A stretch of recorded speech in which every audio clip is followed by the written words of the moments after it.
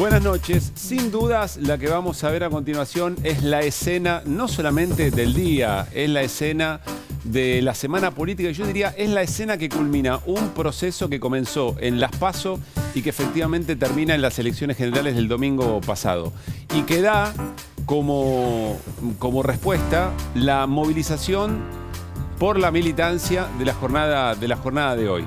Bueno, enseguida seguramente, ahí estamos viendo en la imagen la escena donde Alberto Fernández, único orador en el escenario en la Plaza de Mayo en el Día de la Militancia y además el único en el escenario, frente a quienes le han dado un respaldo muy pero muy importante después, insisto, de la serie de elecciones, de las PASO y de las elecciones del domingo, con interrogantes muy importantes planteadas en esa misma escena. Porque efectivamente es un aire de confianza para la segunda parte, dicho por el propio Alberto Fernández, la segunda parte del gobierno del Frente de Todos, pero también es un pedido, también hay un reclamo de que pasen cosas que evidentemente no pasaron en los primeros 2 años, reconocido por el propio Alberto Fernández, que dijo en un momento: voy a hacer en los 2 años que quedan de mandato todo lo que me comprometí en esta misma plaza el 10 de diciembre de cuando asumió su gestión en 2019. Recién lo estaban viendo, ella está en los estudios de Desiguales, Emilio Pérsico. Él es líder del movimiento Evita, es secretario de Economía Social y es una de esas personas, creo que son 2 o 3 nada más, eso nos lo va a confirmar, que fueron antes del domingo de las elecciones y le dijeron a Alberto Fernández: tenemos que hacer una plaza el 17 de noviembre, tenemos que hacer una celebración del Día de la Militancia, más allá de cómo sea el resultado electoral. ¿Por qué? Nos va a responder Emilio Pérsico esa idea. ¿Fue la plaza que esperaban? ¿Fue con las personas, con los hombres y las mujeres que esperaban la plaza de hoy? Y me hago otra pregunta. En base a parte del discurso del presidente Alberto Fernández, ¿a quién subió del ring y a quién bajó del ring? Hablo de, específicamente, el arco opositor. Dio 2 nombres, Mauricio Macri y Javier Milei. ¿Por qué ellos dos sí? ¿Por qué el resto no? También vamos a hablar de esto con Marcelo Leiras, analista político que va a estar hoy en Desiguales. Antes de hablar de todo esto con nuestros compañeros y compañeras y con Emilio Pérsico, insisto con lo que dice Lucila, quien pergenió o una de las personas que ideó efectivamente esta movilización, también quiero hacer una breve reflexión respecto de la militancia. Hoy se cumple 49 años del regreso de Juan Domingo Perón después de 17, 18 años de proscripción. En este país no se podía nombrar Perón, no se podía decir Perón.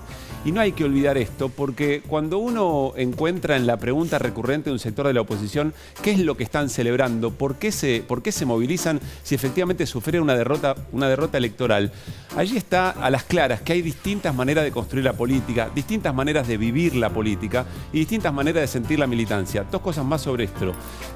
Todavía me parece que hay resabios de quienes quieren proscribir espacios políticos y a dirigentes en la República Argentina. No hay que dejarlo pasar tan livianamente.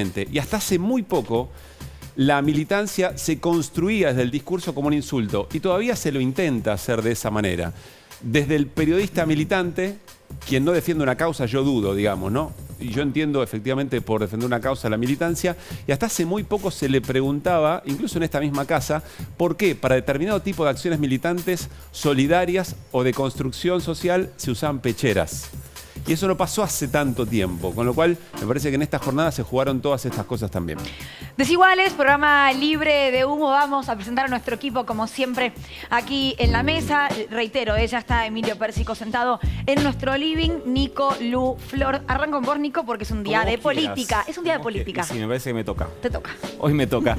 Me parece que quedó bastante claro como el cambio de clima semana a semana. El presidente Alberto Fernández hoy en una parte de su discurso dijo, esperaban un estallido esta semana. Y me parece que el acto, recién lo decías vos, Lu, que se había pensado la semana pasada, tenía que ver mucho más con una respuesta a un escenario más crítico que terminó transformándose. Hoy me dijeron, le comenté esta idea a un colega, me dijo, Pichetto dijo lo mismo a la tarde, así que me siento un poco preocupado, pero siento que pasaron de un acto que era más a la defensiva a uno muy a la ofensiva, pateando la pelota hacia 2023 y empezando un proceso que ya se venía hablando la semana pasada, la idea de revitalizar, robustecer la imagen del presidente, porque si vos tenés que negociar con el FMI, tenés que arrancar a un plan de redistribución del ingreso, todo eso en un esquema hiper hiperpresidencialista como es el de la Argentina, con un presidente débil como el que llegó hasta el domingo, que me parece que a partir del resultado el escenario empieza a cambiar, al menos climáticamente. Después vemos los números son bastante contundentes. ¿Presidente débil?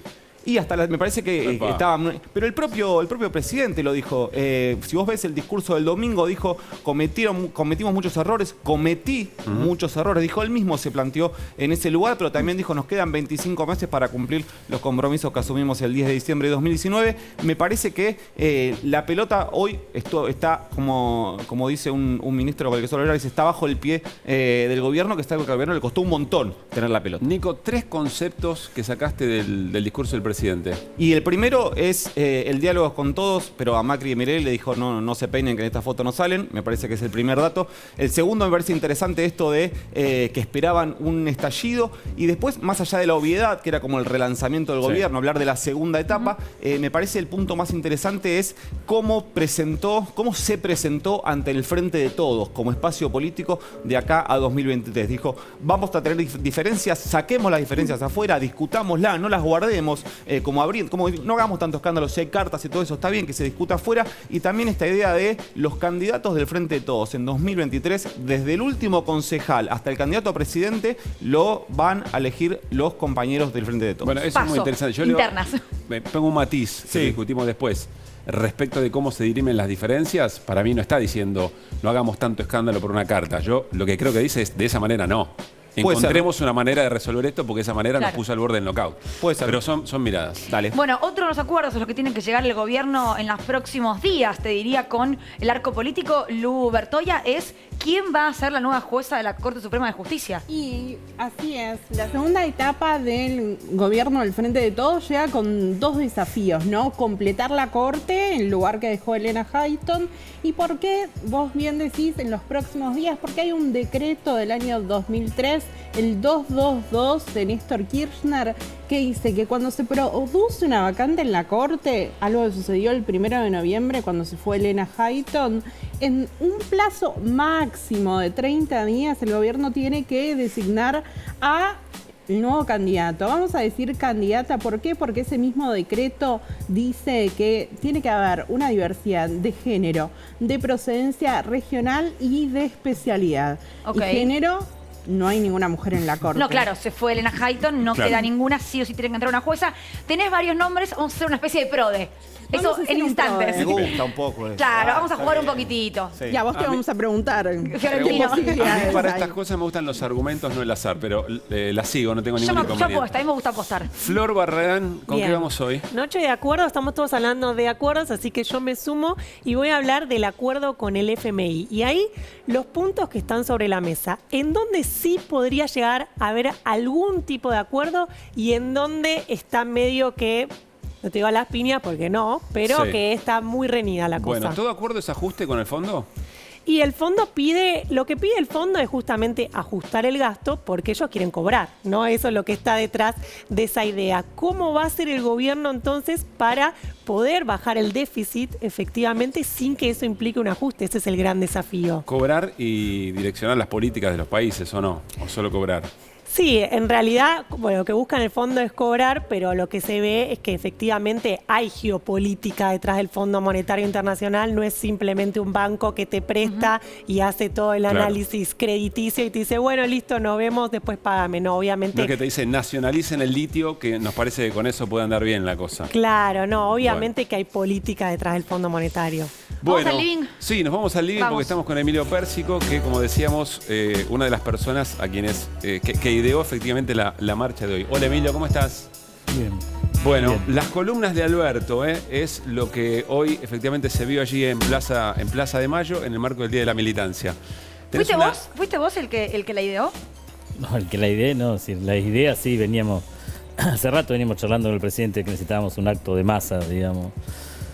También había una limitante que era la pandemia, digamos, ¿no? Recién, a partir de ayer creo, que se pueden hacer concentraciones públicas y no tienen aforo los estadios, por eso la selección pudo jugar. En realidad lo hicieron, se abrió para la selección, digamos, ¿no? Pero nosotros aprovechando eso, por eso también era una oportunidad que justo caía el otro día caía el día del 17 de octubre, entonces del 7 de noviembre. Ahora, no era esta marcha la que se habían imaginado. ¿Se habían imaginado una marcha más de construir el albertismo? No, la marcha que nos habíamos imaginado era una marcha de los movimientos sociales de los trabajadores, los movimientos sociales y la CGT. Era una marcha que la charlamos con la CGT. O sea, con menos sectores de los que hoy estuvieron. Con menos actores de los que hoy estuvieron. Después el presidente la tomó, cuando se la planteamos fuimos la CGT y los movimientos sociales a hablar con el presidente la tomó, y cuando la tomó el presidente empezó a adherir todo el Frente de Todos, así que después fue una marcha del conjunto del Frente de Todos. Y la conclusión, Emilio, ya teniendo las imágenes, habiendo escuchado el discurso, ¿es que era la plaza deseada? Fue más que la plaza deseada en realidad, porque se masificó mucho, digamos, estuvieron todos los sectores del Frente de Todos. Hubo mucha masividad, hubo mucha alegría, digamos, ¿no? Es decir, yo vengo todavía de ahí, de las inmediaciones de la plaza, que estaba con los pibes, los jóvenes nuestros, que salían de la plaza con mucha alegría y pasaban bandas de sindicalistas, pasaron una banda de gastronómicos muy divertida, digamos, muy divertidos, digamos. La verdad que estaban muy contentos. Y entonces había mucha alegría. Primero una cuestión es que cuando temprano empezó a llegar mucha gente suelta, como vos decís a las 3 y los actos empezó a las 6, digamos, ¿no? O a las 5. A las 5 lo Alberto. Minutos antes de las Sí. 5 arrancó el discurso, sí. Porque lo adelantamos también, porque vimos que ya había mucho clima, demasiado clima. Pero ya estaba llena de gente que había ido con su familia, gente suelta, digamos.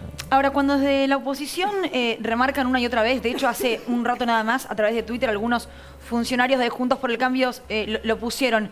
¿Qué festejan, decían? ¿Qué festejan cuando el pueblo habló y dijo que hay que trabajar para generar empleo, para darle mejores condiciones de vida a la gente? ¿Qué festejan? Si perdieron. Perdimos, digamos, sí, pero en realidad festejamos. Para nosotros, primero el 17 de noviembre siempre festejamos, ¿no? Yo me acuerdo hasta poco tiempo después de que Néstor perdió su elección, digamos, que Néstor se mató recorrió la provincia de una manera como nadie. Yo creo una campaña, esa la seguimos muy de cerca, yo por lo menos la seguí muy de cerca. Y perdió, digamos, nos ganó de Narváez en aquel momento. Y al poco tiempo estábamos haciendo un acto también así, con grupos musicales, muy contentos, festejando. Es decir, el peronismo, es difícil entender el peronismo. Hoy también hablaba con otro compañero, ¿no? Es decir, si habríamos traído a alguien de afuera, un polaco, un chino, un europeo, a ver la marcha, no pensaría este es un partido que hace unos días perdió, digamos. ¿Pero por qué? Porque creo que el presidente lo expresó con esa frase que es de Napoleón, ¿no? Esa de que únicamente es derrotado aquel que se siente vencido, digamos, ¿no? Y nosotros nos sentimos vencidos, nos sentimos una gana bárbara de seguir militando para cambiar la Argentina. Y uno quiere cambiar la Argentina, en el proceso democrático tiene que ganar elecciones, digamos, y estoy seguro que la vamos a ganar en el 2023. Estoy seguro. Bueno, nos vamos a Nico Fiorentino, porque tiene efectivamente quién participó, quiénes estaban en la movilización de hoy en términos de sectores y miradas políticas, Nico. Sí, me parece que se puede limitar a 4 espacios para redondearlos de alguna manera. Por Diagonal Sur ingresó la CGT, que debería de transformarse en una pata de donde se apoye más el gobierno, por lo menos más que lo que pasó en estos 2 años. Veremos si es esta CGT la que le sirve al gobierno a afrontar, chicos, lo que decíamos recién, esta batalla por la redistribución del ingreso con el sector empresariado, una economía muy concentrada. Después tenemos las organizaciones sociales, tenemos un representante acá sentado que empiezan a transformarse en el verdadero peso territorial por lo menos del Frente de Todos. Por la otra, por Diagonal Norte, teníamos el ingreso de los intendentes y la cámpora. Los intendentes que sabemos que también quedaron, sobre todo los bonaerenses, quedaron un poco revitalizados después de la remontada, que no se transformó en victoria, pero sí se la puede llamar remontada en la provincia de Buenos Aires. De hecho, chicos, ya hay muchos pidiendo que a partir de este laburo que se hizo, se empiece a rever la posibilidad de dar marcha atrás con el límite de reelecciones que se planteó durante el gobierno de María Eugenia Vidal en en la provincia de Buenos Aires, que me parece que es un tema que va a empezar a estar en agenda estos días. Bueno, y el cuarto actor, lógicamente, la Cámpora, que siempre es el sector que más, no sé si tiroteo, pero sí más fogoneo tiene con la Casa Rosada a la hora de las organizaciones, etcétera. ¿Qué significa esta foto, Emilio? Esta foto que describe de estas participaciones, que describe Nico. Estoy de acuerdo, es una buena foto. Lo que fue en la lectura. Sí, fue eso, los sectores que estuvieron en la marcha, digamos.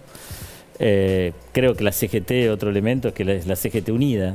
Es decir, ¿no? Es decir, a mí me alegra mucho eso, digamos. Nosotros creemos que los trabajadores unidos son un elemento que para la lucha sindical, para la lucha social y para la lucha política es muy importante. ¿Crees que la CGT va a estar a la altura de las circunstancias? Te lo pregunto por la historia, digamos. Viene de movilizaciones en donde el cántico... Había dos cánticos durante el gobierno de Mauricio Macri. Una era Mauricio Macri, etcétera, etcétera, entonado en estadios. Y otra era poner la fecha, digamos, ¿no? ¿Crees que efectivamente va a estar? Porque se vienen 2 años de mucha confrontación, me imagino. Sí, ese fue una marcha, un error, digamos, que se cometió ahí en el control del palco y también alguna trinqueluela interna. Pero para mí es muy importante, ¿por qué? Porque, por ejemplo, sectores que a partir... Pero el reclamo era legítimo.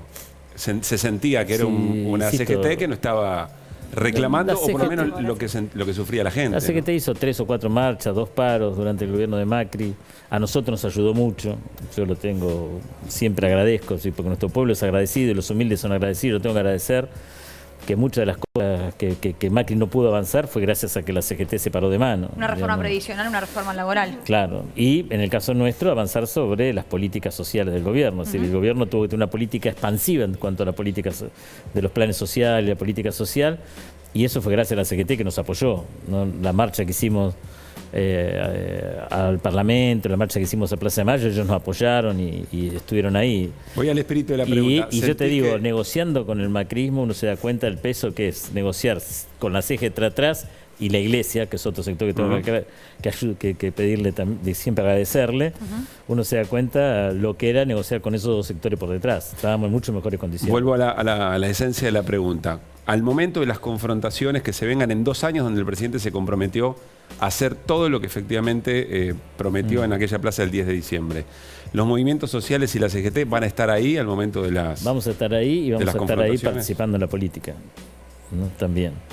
Es decir, yo hay una frase que repito mucho y que estoy muy de acuerdo y me expresa mucho, digamos, que es que los días más felices fueron cuando la mitad de la Cámara de Diputados eran trabajadores, ¿no? Es decir, cuando Perón tenía, o Evita tenía el bloque de Evita, el peronismo tenía el 70% de los diputados, pero el 50% eran trabajadores. Y era su bloque, ¿no? ¿Y los que están hoy no son trabajadores? Sí, pero hoy no tenemos 50% de trabajadores en la Cámara de Diputados. ¿Cuántos contás? Contás, una mano te alcanza. Pero si no son trabajadores, y la democracia no es perfecta. No entiendo, si no son trabajadores, ¿quiénes son? ¿Quiénes son? ¿Qué son? Son compañeros que vienen de la política, no vienen para ser los trabajadores nosotros... La expresión es que viene del sector sindical, digamos, es decir, que son para nosotros, una cosa es representar y otra cosa es expresar.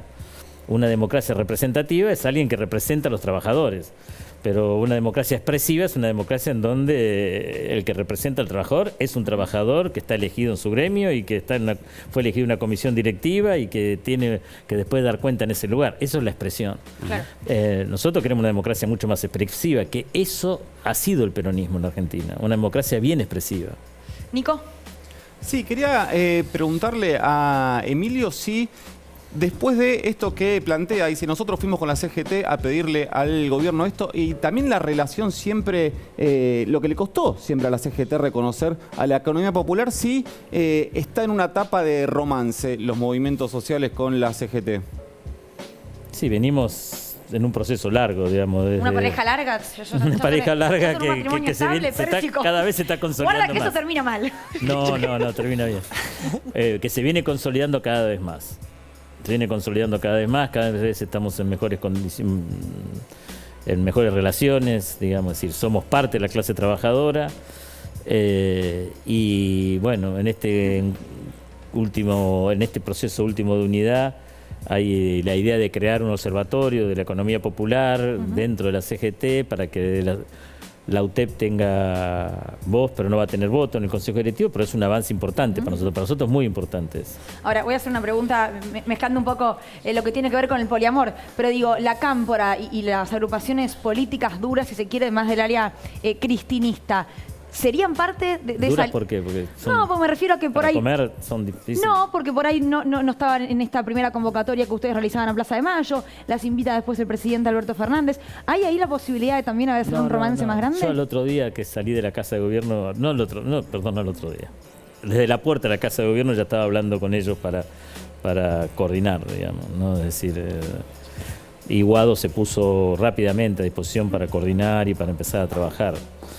No veo esa situación. Sí veo que venimos de espacios sociales diferentes, la primera cuestión. Venimos de espacios políticos también diferentes, digamos, decir, y eso es lo que tiene de rico el Frente. Este Frente lo que tiene de rico es la diversidad, es decir, expresa el conjunto del campo popular, y el campo popular, como decía Néstor, viene de distintas experiencias históricas, ¿no? Algunos son socialistas porque creen en el preperonismo, otros son peronistas porque entraron ahí otros creen que los derechos digamos que republicanos son más importantes y vienen del radicalismo. Bueno, ahí y socialmente también es muy diferente el Frente porque hay distintos sectores sociales. Ahora, Emilio, vinculado a esto, no quiero que cerremos la charla sin que nos contestes esto. ¿Cómo interpretás cuando el presidente dice, bueno, todos nuestros matices, discusiones de cara a la gente y de alguna manera el desafío de conducir efectivamente esas diferencias? ¿A qué se refiere concretamente? Tenemos que institucionalizar el Frente ¿Y de eso Todos. qué es? Es decir, lo planteó Guado en la última reunión también en el PJ. ¿Pero qué es? ¿De qué manera? ¿Cómo se hace eso? Hay que buscarle la vuelta, a nuestra manera. Es decir, algunos hablan de la manera uruguaya, otros hablan de la chilena, es decir, dos frentes que tienen mucho tiempo y que tienen metodologías democráticas y metodologías de decisión importantes. Tenés un Tabaré y tenés un Pepe, digamos, en Uruguay. Y después, dentro del espacio de Tabaré, tenés como 4 o 5 espacios, y dentro del espacio... Comparar la política uruguaya con la argentina... Es difícil, estamos de acuerdo, pero por eso tenemos que buscar nuestra manera. Claro. Es decir, ese es un ejemplo que sirve, pero la política argentina, tenés razones diferentes, tenemos mucho más... discutimos mucho más fuerte. Si Perón decía que cuando los peronistas discutíamos era como los gatos, ¿no? Reproduciéndose, porque el gato cuando se reproduce grita mucho, ¿no? Digamos, y bueno, entonces creo que hay que hacerlo a la Argentina, pero hay que hacerlo. Hay un desafío económico muy grande por delante y es el Fondo Monetario Internacional. Emilio, te invitamos a que escuches la columna de Flor Barragán. Y sí, en esta noche de que hablamos de acuerdos, tenemos que hablar del acuerdo que se viene entre Argentina y el Fondo Monetario Internacional. Y ahí hay un punto que es clave, y es el que tiene que ver con la obra pública. ¿Y por qué vamos a hablar de obra pública? Porque es sin duda un aspecto que tienen los gobiernos para hacer política contracíclica, ¿no? Una política que sea multiplicadora, que genere empleo. Justamente teniendo a alguien de los movimientos sociales, sabe bien que hay mucha gente de los movimientos populares que se desempeña en la obra pública. En este punto entonces es que está el tema con el Fondo Monetario, porque mira, lo que vamos a ver acá tiene que ver con cómo venía el gasto en obra pública en Argentina. Acá lo que estoy viendo es qué pasó en 2018 y 2019, y lo que van a ver es que la obra pública como porcentaje del PBI era apenas 1,3% del PBI argentino. Ahora, estas barras más altas que les voy a mostrar acá tienen que ver con qué pasó ahora en el 2021 y también a partir del año que viene, según lo que está establecido en el presupuesto. Y mirá cómo crece lo que se va a gastar en obra pública, más de un punto, va a terminar en 2,4% el año que viene. Y en este sentido, consultarle entonces a Emilio Pérsico qué cree que tiene que hacer el gobierno con el Fondo Monetario, si tiene que arreglar y bajo qué condiciones.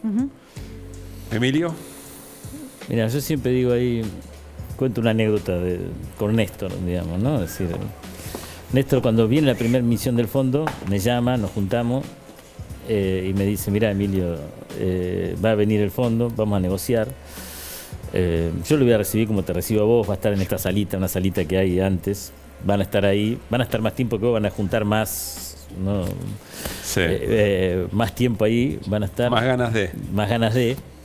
Me dice, y vos tenés que recibirlo como lo recibiste siempre en la calle y diciéndole todas las cosas que le dijiste siempre. Y después me llama otra vez y me dice, Emilio, vení, me cita en la mesita redonda esa que está al lado del coso, y me dice, Emilio, le vamos a pagar. Le vamos a pagar todo al fondo y nos vamos a sacar de encima este lastre. Y yo festejé las dos cosas, digamos. Es decir, eso es lo difícil de entender del movimiento nacional en la Argentina.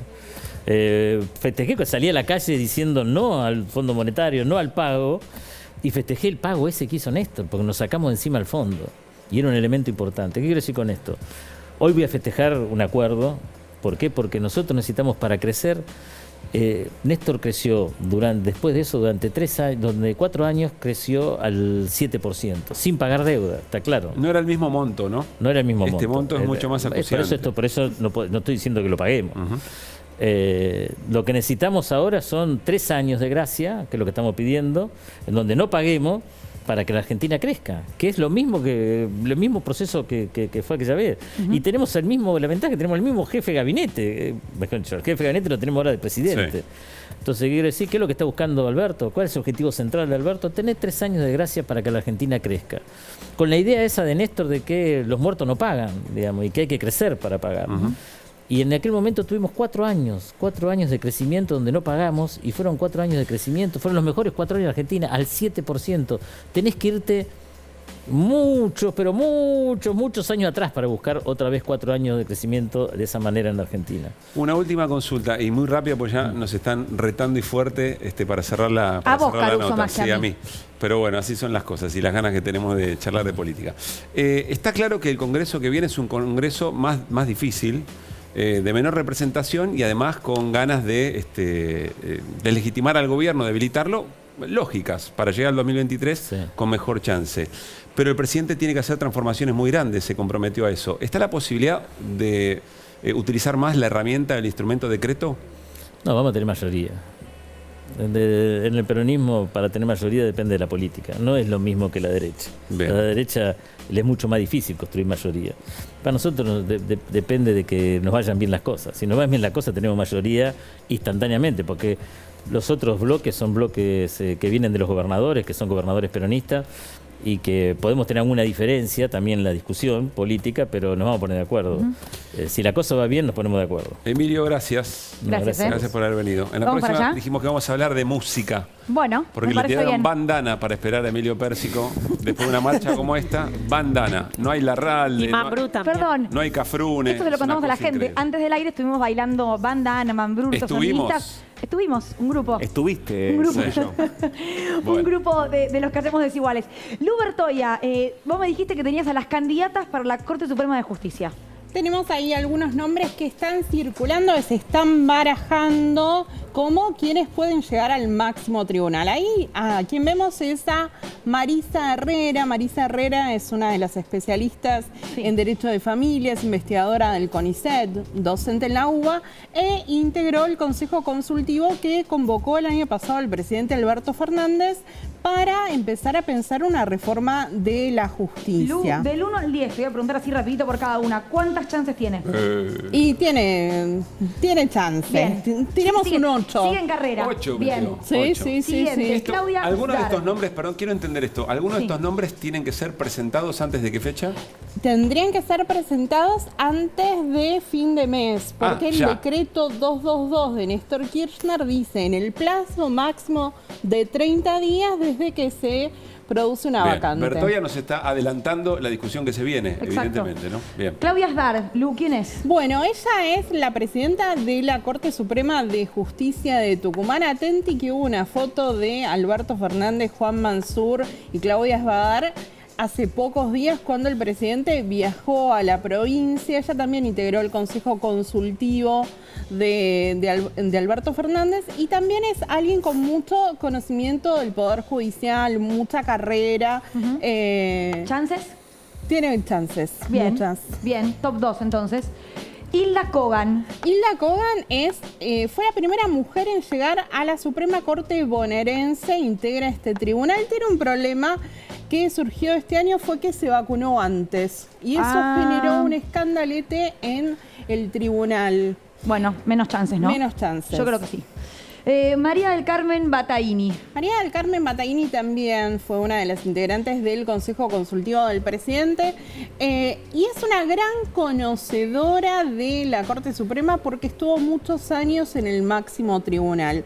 También ella lo que tiene es representación de muchos sectores del Poder Judicial, porque, bueno, es la presidenta de la Junta Federal de Cortes y Tribunales Superiores, integra el Tribunal Superior de Tierra del Fuego, y además fue vicepresidenta de la Asociación de Mujeres Jueces de la Argentina. ¿Chances? Así que tiene chance, yo creo que es una tapada. Mirá. Y aparte tuvo reuniones con el ministro de Justicia Soria, con el presidente, así que yo la miraría. Juro Bien. que no está leyendo nada Luciana Bertoya. No, no, es sabe verdad. todo. No está leyendo nada. Sabe todo. Lo tiene todo incorporado. A ver, Impresionante. Estela Maris Martínez. Estela Maris Martínez, ¿quién me dio el nombre? Bueno, podemos decir uno de los asesores de Mauricio Macri en materia judicial. Me Mirá. dijo, y el nombre tiene que ser como Estela Maris Martínez, quien es la defensora general de la Nación y es una persona que, por supuesto, es una especialista en derecho penal, dio clases con Zaffaroni,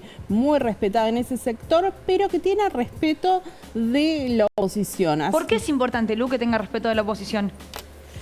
Es importante, bueno, porque necesita tener los 2/3, ¿no? Entonces están buscando ese tipo de candidatos. El otro nombre Tiene que salir de un acuerdo, de un consenso. Claro. tiene que salir de un consenso. El otro nombre que me dieron también en ese sentido, no tenemos la placa, pero tengámoslo en cuenta, me dijeron, bueno, los radicales quizás quieran pedir a Mónica Pinto. Mónica Pinto es la ex decana de la Facultad de Derecho de la UBA, primera mujer también en llegar a este cargo. Todas Bien. las mujeres que estamos hablando son muy importantes. Sí, claro. Que sí. Todas mujeres que han roto techos de cristal, ¿no? Digo, en general. Exactamente. De cemento más que de cristal, Bueno, ¿no? digo, pero es la manera en la que se lo dice. Ángela Ledesma. Y Ángela Ledesma me parece que es una tapada, pero mucha atención con Ángela Ledesma. Es integrante, hasta el año pasado fue la presidenta de la Cámara Federal de Casación Penal, el máximo tribunal penal del país.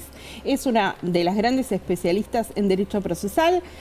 Tiene tiene afinidad con el radicalismo, pero ella dio 2 batallas muy importantes en casación este año. Una contra los jueces que visitaban a Mauricio Claro. Macri, Hornos y Borinsky. Ella le pidió la renuncia a Hornos a la presidencia y después fue a preguntarle a una de las organizaciones si era, bueno, aceptable, ¿no? Que esto sucediera. Y la otra batalla que dio fue denunciar a Juan Carlos Geminiani por los mensajes misóginos con los que se había Claro. despachado el 8 de marzo. ¿Esto puede restarle algo? No, yo creo que le suma. Ah, mira. Me parece que es una... Quiero escucharlo a Nico en términos de mirada política, pero antes recordar, dijiste la fecha límite para la presentación. Bueno, el tema es el siguiente. Elena Hayton de Nolasco se Sí. fue del máximo tribunal, le aceptaron a partir del 1 de noviembre. Con esto tenemos un plazo máximo de 30 días. Así Bien. que calculemos que Antes este del mes... 1 de diciembre. Sí. Nico, ¿qué lees acá? ¿Cómo se va a dar esto? Primero, no me apresuraría a garantizar que el gobierno va a cumplir la fecha del decreto No, 222. claro. Debería igual, ¿no? De hecho, no se abriría ninguna crisis política si no cumple con esa fecha, no Buen va a pasar punto. nada con eso. Primero, digo, si esta última Ledesma tuvo problemas con Hornos y Borinsky y lo que necesitamos es un acuerdo con la oposición, yo casi que la tacharía, porque es como, si te metiste con los que juegan al tenis con el jefe de la oposición y necesitas Sí. un acuerdo con la oposición, me parece que arrancás, Qué terrible eso, ¿no? arrancás medio raro. Y después, lógico, me parece que tenemos los antecedentes muy, muy cercanos del caso Rafecas para entender cuál es la situación del Senado de la Nación, donde se necesitan acuerdos. El pliego de Rafecas está desde marzo de 2020 Recordemos, congelado. ¿quién Sí. quieren que sea Rafecas? Bueno, el Procurador General de la Nación, pero también hablando con algunos sectores del macrismo, me dicen, bueno, nosotros a partir del 14 de noviembre lo queremos tratar, Rafecas, así que no sé cómo se ve ese panorama. Que se arregle el frente de todos, en todo caso. Claro. Ok.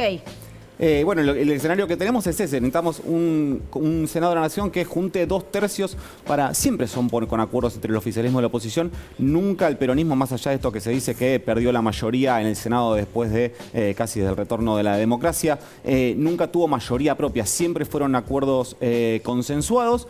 Lo que sí a mí me parece que entre el número del Senado y el clima político que hay entre el Frente de Todos y Juntos por el Cambio, yo no me quiero poner pesimista, pero me parece medio utópico Estás un poco fantasear. pesimista, igual, te lo quiero decir. Sabes que sí, es verdad. Utópico, y podría seguir Casal hasta que termine el mandato de Alberto Fernández? Y la verdad es Como que... interventor. Pero vos ves un escenario, ves alguna posibilidad. O sea, vos pensás esto, el gobierno tiene dos posibilidades. O forzar el acuerdo por Rafecas, que evidentemente nunca tuvo el número hasta ahora, porque si no ya hubiese pasado, o retirar el pedido de Rafecas, que sería en términos políticos una derrota. Capaz que me equivoco. Es win-win, pero al revés. Capaz Es lose-lose. que, entiendo el punto. Capaz que me equivoco, pero yo tengo la sensación de que esto queda muy lejos de la gente de a pie. Muy lejísimo. Bueno, vos- que no se comprende. Y además, dado por fuera de una reforma judicial, que es una de las cosas Sí. que el presidente además Bueno, se quien comprometió. hizo No. mucho esfuerzo por tratar de que se entienda cómo lo que parece una pelea macro en la justicia impacta en voy a usar un término que a mí me parece espantoso, pero es el que me sale, gente de a pie, Sí. fue la vicepresidenta,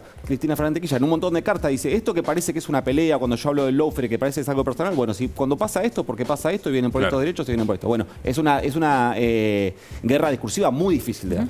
Vos nos vas a ir contando, Lu, igual, ¿no? Sí, por Bien. supuesto. Porque a mí me gusta apostar, así que si podemos puedo tirar fichas. Podemos mencionarnos un caso muy concreto. Lo que te viene de boleta del celular, que debería estar regulado y no está porque nadie cumple con el decreto 690, eso está hoy en la Corte Suprema. Claro. Es decir, Claro. lo que pasa en la Corte Suprema tiene que ver con nuestro bolsillo directamente. Perfecto. Bien. Perfecto, es un muy buen caso. 17 de noviembre, Día de la Militancia, una plaza en la que, bueno, recién le preguntaba a Nico Fiorentino, a Emilio Pérsico, ¿cuánta gente? 200.000 te dijo. Sí. Vamos a ver después qué cálculo Me dijo, saca cada estamos- medio de estamos comunicación, diciendo ¿no? 200.000. Claro. Estamos ya en el living de Desiguales con Marcelo Leiras para analizar políticamente la jornada de hoy y los 2 años que se vienen para el Frente de Todos y para Juntos por el Cambio. Informe, ¿nos sentamos? Sí, sobre militancia. Presten atención, porque creo que es una palabra que hay que seguir dándole taller, como dice mi amigo Luis Pablo Giniger. Dale.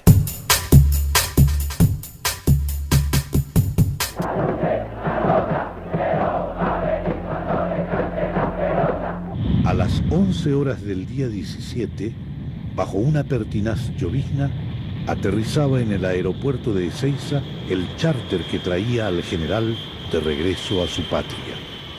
La aparición de los jóvenes en la política es muy importante, porque no solo nos van a refrescar biológicamente, sino que vienen con la idea de debatir, de discutir, de construir un nuevo país, de aportar ideas nuevas. Néstor siempre hablaba de que los jóvenes tenían que ser transgresores, opinar. Tenemos que volver a ser rebeldes, a recuperar nuestra capacidad transgresora. Yo me sentí muy identificado con eso. Fue un poco el que le devolvió a los pibes la gana de hacer política. Yo soy Tamara de La Plata. Yo soy Paloma de La Plata. Yo soy Marco de La Plata. Yo 17, 19.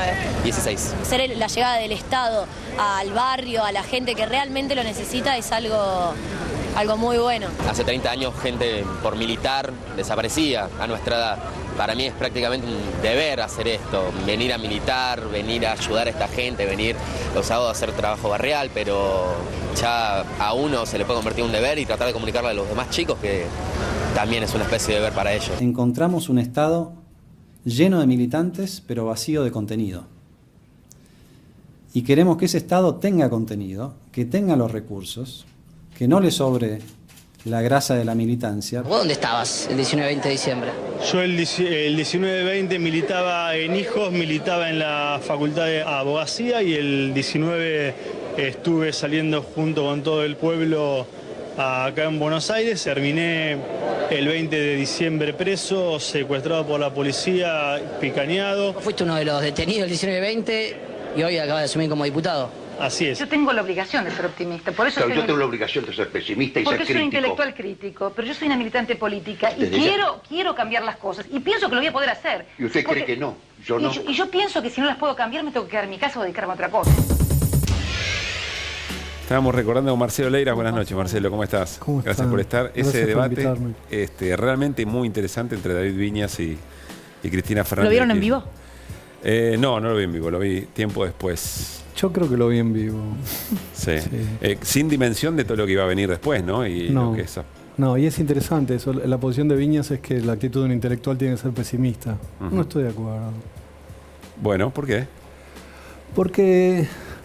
Y hace falta confiar para pensar, ¿no?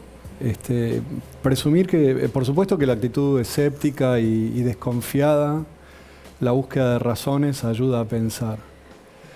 Pero luego, si uno no tiene un poquito de entusiasmo, es muy difícil pensar, ¿no? Pensar en un sentido positivo, pensar y elaborar cosas que sirvan para la acción, ¿no? Ahora nos vamos a meter en la escena política propiamente dicha de hoy, pero ¿sigue siendo la militancia o cómo... ¿Qué te pasa con la idea de que la militancia sea mala palabra o se haya intentado que efectivamente sea un insulto? Bueno, yo creo que eso es un error. Las democracias tienen distintas formas de expresión. Algunas institucionales, el Congreso, otras los órganos del Estado, la justicia, de lo que hablábamos hace un rato, y también existe la posibilidad de manifestarse en público, ¿no? La militancia es una de las formas de manifestarse en público. Y a mí me parece que es una forma muy estimulante y muy valiosa. Y no tiene el mismo valor para todas las fuerzas políticas. La fuerza política de la que yo participo y con la que me identifico, el Frente de Todos, es una fuerza que necesita especialmente de la militancia, porque nuestro propósito es constituir una sociedad más equilibrada. Y sacar fuerza de gente que está en una posición desventajosa en términos económicos, por ejemplo, solo se consigue en términos de organización y de encuentro, ¿no? Por eso me parece que son importantes los eventos como el de hoy, no solo desde el punto de vista del espectáculo, de lo que muestra respecto de la capacidad de movilización del Frente, que naturalmente es muy grande, sino también de lo que pasa a los que vamos a esas movilizaciones, ¿no? Es, me parece, en esos espacios de encuentro donde se consigue la fuerza que puede sostener luego las transformaciones. ¿Y por qué crees que el conservadurismo le cuesta reconocer o hablar de militancia propia? Y bueno, porque es la fuerza que trata de equilibrar las ventajas que el conservadurismo tiene en otros espacios, ¿no? Si las fuerzas conservadoras encontraran en la militancia un recurso, por supuesto tendrían respecto de la militancia otra idea. De modo muy interesante, sin embargo, las fuerzas de extrema derecha tienen una relación con la militancia y con la entrega un poco más cómoda que las fuerzas de la derecha tradicional, ¿no? Eso te quería preguntar, porque Sí. si uno ve lo que fueron las campañas ahora de estas elecciones legislativas, Javier Milei claramente tenía actos de militancia. Exacto. Tenía actos con eslogans, tenía actos con banderas, con canciones ya particulares. Exacto. Digo, bastante más parecido al peronismo que a Juntos por el Cambio, si se quiere. Bueno, desde el punto de vista de la liturgia solamente, ¿no? Yo creo que por suerte tiene poco que ver con el peronismo, pero sí, efectivamente hay allí como otra relación con el encuentro y con el entusiasmo, también muy distinta de la derecha tradicional. Habló el presidente Alberto Fernández hoy de la oposición, habló de acuerdos, compartimos ese fragmentito y lo charlamos. He pedido que en este tiempo que se inicia, algunas políticas básicas podamos construirlas entre todos, también con los que no piensan como nosotros. Y escucho las respuestas. Si Macri no quiere hablar, que se quede solo con sus amigos haciendo negocios. No hay problemas.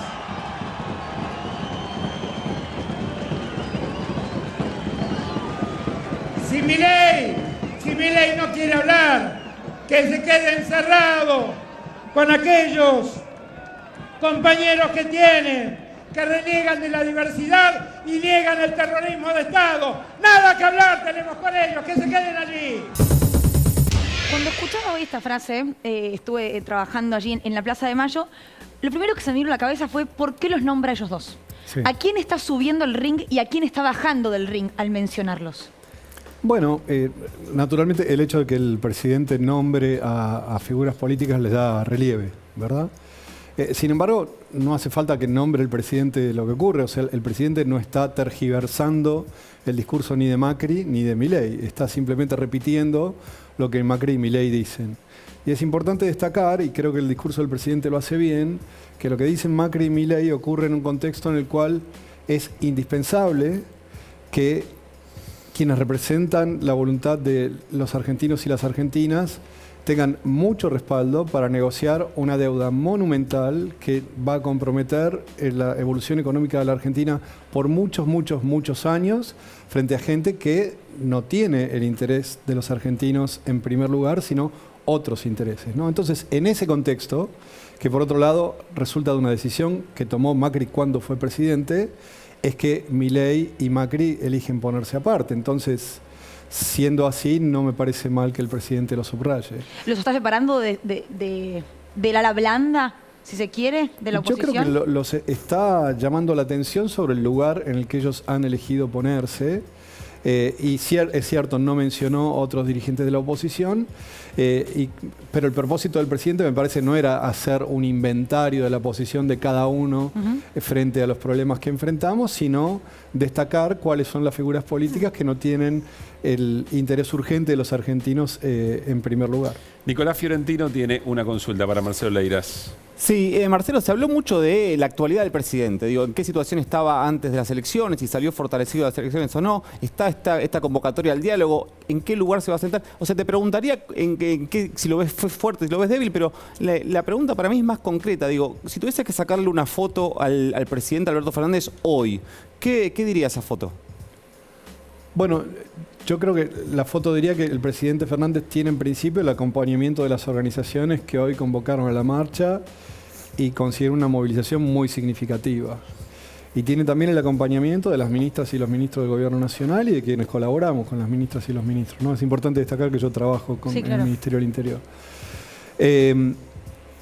Entonces creo que eso y tiene también el acompañamiento de el 34% de argentinas y argentinos que en un contexto de pandemia y con una situación económica muy, muy difícil, eligieron de todos modos acompañar a la lista del Frente de Todos, ¿no? Y tiene todo ese acompañamiento para responder a una responsabilidad que creo es muy, muy desafiante, que es encontrar respuestas sobre todo los problemas económicos que estamos enfrentando.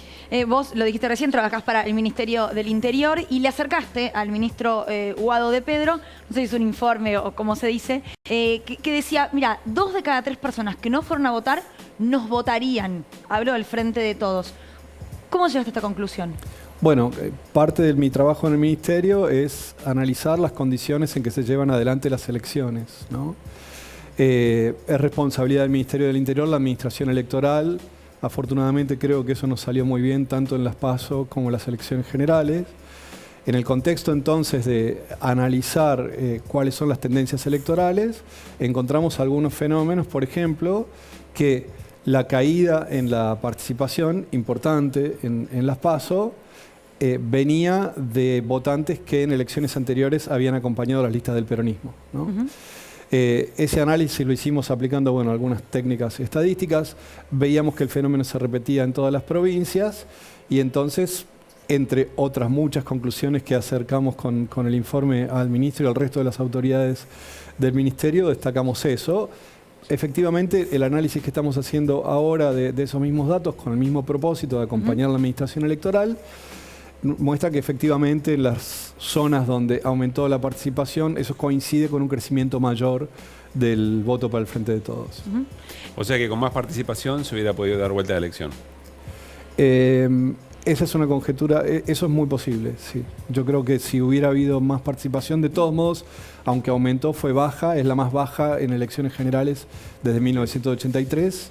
Yo estimo que coincidiendo con el resto de la tendencia, un aumento en la participación hubiera sido más favorable para la lista del Frente. Nos vamos a ir a un corte, pero Marcelo, quiero preguntarte para después. Dale. ¿Qué le pide esa plaza al presidente en esta segunda etapa y cómo el presidente lo va a lograr en tan poco tiempo y con menos representatividad en el Congreso? Sí, y un informe sobre la interna de Juntos por el Cambio, porque no solamente el Frente de Todos es una coalición, también lo es el mayor partido o coalición opositora. Una tanda muy breve, ya venimos.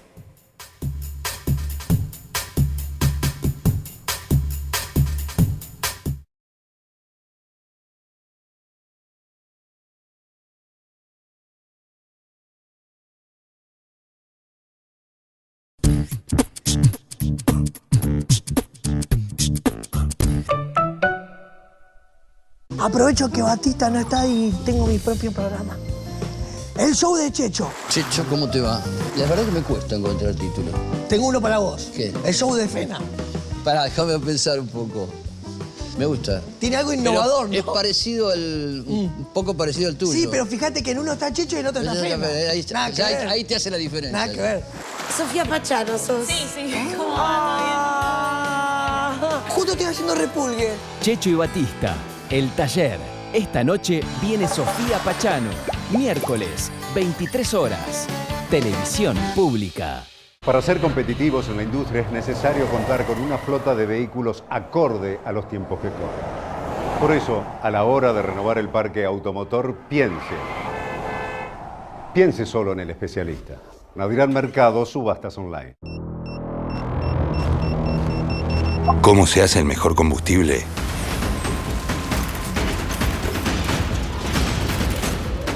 Se hace con inteligencia.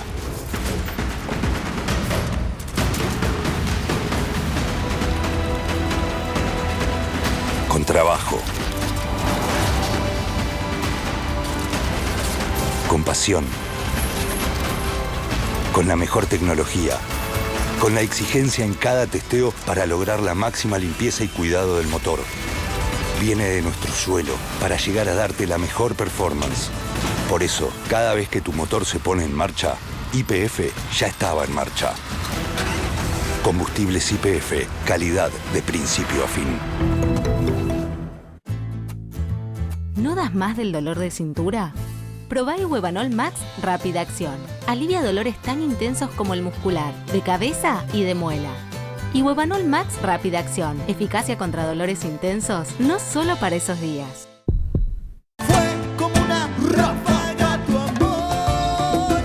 Viví el detrás de escena. Conocé más a los artistas del programa de Hilda Lizarazu y Chango Espaciú. El gran Lito Vitale. Detrás del Uno, el programa que te cuenta todo lo que pasa antes y durante Estudio 1.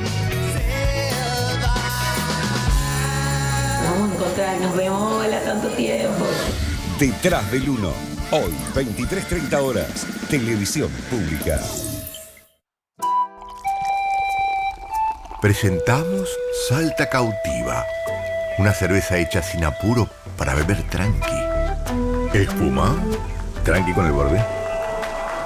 Salta Cautiva, de cautivante sabor para beber tranqui.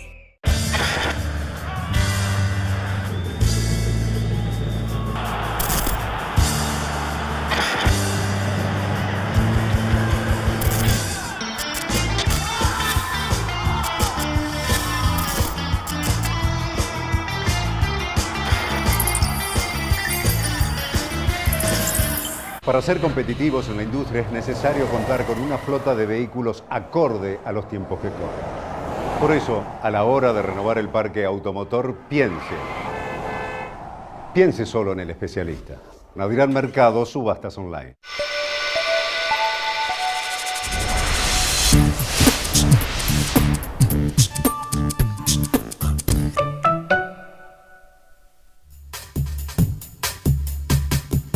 Obviamente tenemos una transición hasta el 23 que hay que acompañar, que hay que administrar entre todos. No hay ninguna transición. La palabra transición es una palabra que no corresponde en un momento como este. El cambio está en todo el país.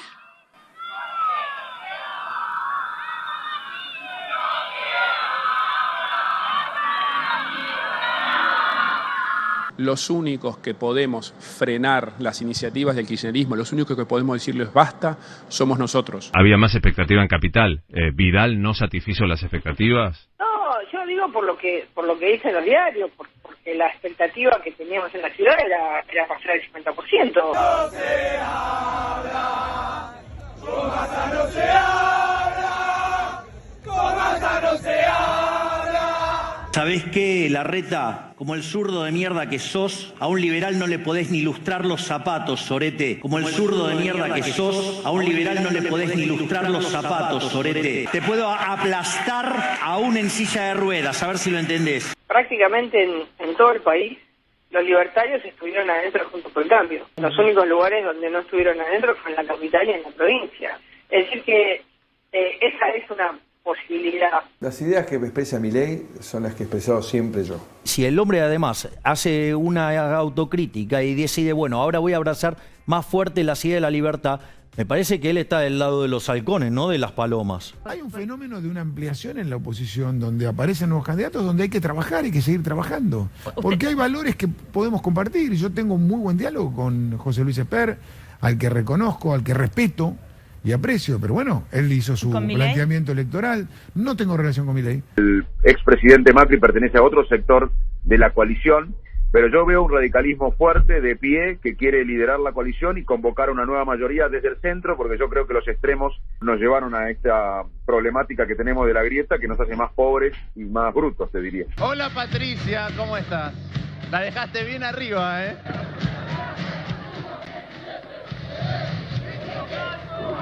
Hola. Hola a todos los que se acercaron.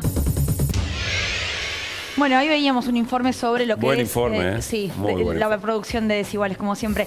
La interna de Juntos por el Cambio. El otro día estaba aquí Gabriel Bomaro y nos decía, bueno, pero Juntos por el Cambio dirime de manera más ordenada y sin tanto trapito al sol.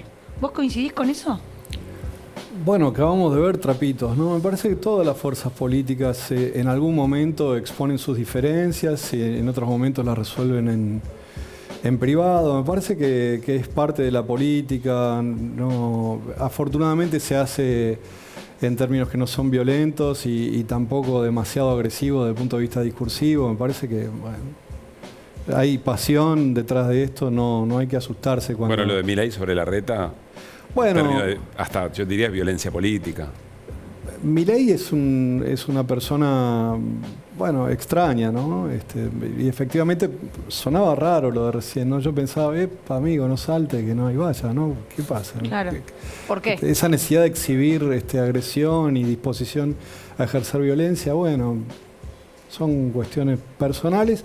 Pero lo interesante ahí es ver por qué una parte importante del electorado de la ciudad encuentra en esa expresión violenta representación algo que está pasando, ¿no? Me parece que me interesa más la pregunta que plantea Milei que el personaje mismo. Y en términos de proyecto de país, ¿son proyectos distintos o son similares los que se discuten hacia dentro de la coalición de Juntos por el Cambio? Muy yo creo que en algún sentido son muy similares, en el sentido que hay una confianza muy firme y yo creo injustificada, observando la historia argentina, en que dejando las puertas libres a la inversión y a quienes están en condiciones de hacerla, A, la economía va a crecer y B, va a crecer incluyendo a todos, ¿no? Uh-huh. En eso me parece que hay coincidencias, las repiten todo el tiempo por otro lado, y luego hay sí diferencias respecto de la relación con el peronismo, con la tradición popular argentina y en algunos casos con las reglas democráticas también, ¿no? Uh-huh. Hay diferencias importantes también respecto de nuestra historia de defensa de los derechos humanos. Lamentablemente muchos dirigentes importantes de Juntos por el Cambio no comparten esa tradición argentina. Marcelo, hoy lo escuchaba a Ricardo Forte y él decía, bueno, además de un acompañamiento a una segunda etapa, esta plaza también es un pedido para el gobierno del Frente de Todos. Sí. ¿Qué le pide esa plaza al presidente Alberto Fernández y cómo va a lograr en mucho menos tiempo, con mandato de 4 años, con menos representación en el Congreso y con los mismos actores para lograrlo? Bueno, yo creo que como decía Pérsico hace un rato, el Frente es diverso, de modo tal que en esa plaza hay gente pidiendo cosas distintas, ¿no? Pero más allá, yo creo que la coincidencia que hay en esa plaza es no solo la coincidencia con quienes fueron a la plaza, sino también con quienes nos votaron en 2019 y no nos votaron esta vez. Entonces, todo ese gran conjunto de votantes, yo creo que eso representa el presidente, ¿no? El 48% de argentinas y argentinos que lo votó en 2019. Uh-huh. Entonces me parece que el esfuerzo interpretativo interesante es pensar en qué podría coincidir ese 48%. Y creo que ese 48% coincidiría en pedirle al presidente encontrar una fórmula económica en particular que nos permita superar el sufrimiento económico experimentado durante los años del macrismo y el padecimiento más reciente de la pandemia, ¿no? Eso seguramente implica negociar con el Fondo Monetario Internacional un acuerdo que nos permita seguir invirtiendo y seguir protegiendo a los argentinos y a las argentinas y encontrar la fórmula económica que permita sostener este crecimiento de este año, el próximo y en 2023. ¿Y eso es haciendo lo mismo que en estos 2 años o cambiando algo? Mira, yo creo que en estos 2 años, creo que hay, naturalmente el resultado electoral fue negativo, pero a mí no me parece que en estos 2 años se hayan cometido, por ejemplo, grandes errores de política económica. En los primeros 2 años del macrismo, Macri había, por ejemplo, liberado la cuenta de capitales, había levantado el cepo y había eliminado todas las retenciones a las exportaciones agropecuarias. Todo lo cual terminó luego en la crisis económica de 2018. O sea, las primeras decisiones fueron las que luego concluyeron en esa crisis económica.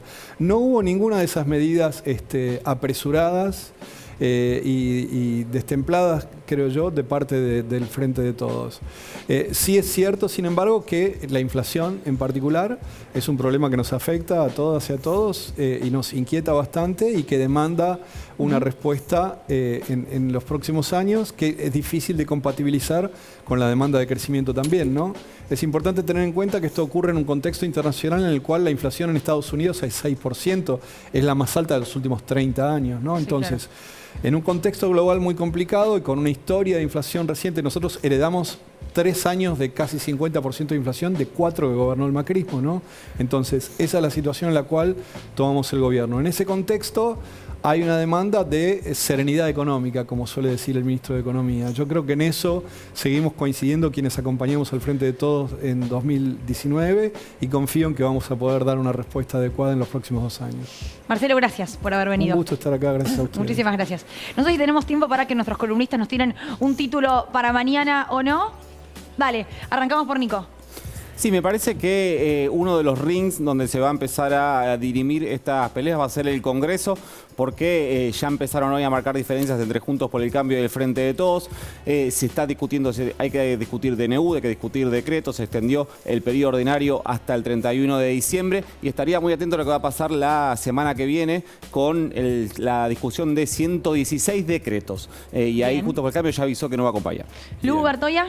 Bueno, miren a Dolores y miren a Mar del Plata. Mar del Plata seguimos esperando la resolución de la Cámara Federal para ver si continúa el juez Martín Baba al frente de la investigación por el Lara San Juan y si resuelve la situación procesal de Mauricio Macri. Pero miren a Dolores también porque el juez le pide empezar el trámite de la elevación a juicio de Marcelo Sebastián D'Alessio, que tiene cita la semana que viene también en Dolores. Y que había amagado declarar como arrepentido, ¿no? Bueno, una vez más. Va para eso. Bueno, va presencial. La agenda del futuro. Flor.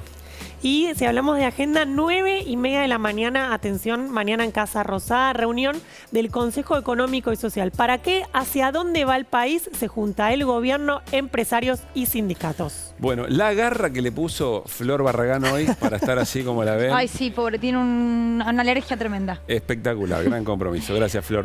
Mañana nos volvemos a encontrar. Sí, y charlamos sobre todas esas cosas y más. Que la Hay una pasen canción bien. que dice, cuando nos volvamos a Yo no lo puedo encontrar, creer, es muy difícil. Chao. no dejaré de contemplar la madrugada.